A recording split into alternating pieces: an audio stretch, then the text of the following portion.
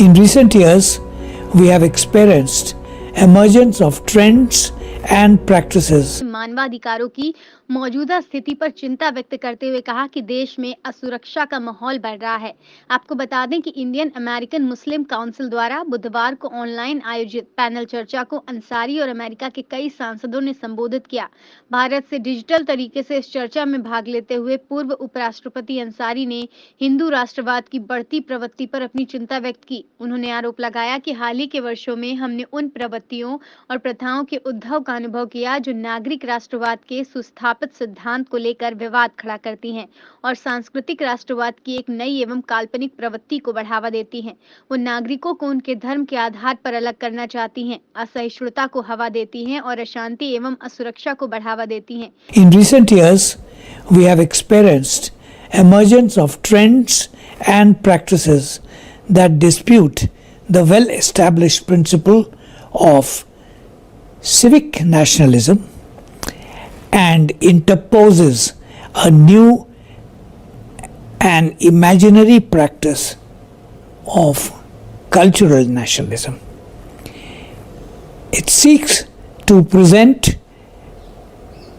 an electoral majority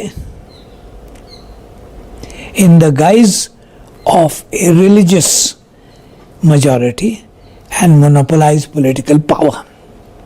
It wants to distinguish citizens on the basis of their faith, give vent to intolerance, insinuate otherness, and promote disquiet and insecurity. बताते चलें कि अंसारी पहले भी कह चुके हैं कि देश के मुस्लिमों में बेचैनी का एहसास और असुरक्षा की भावना है।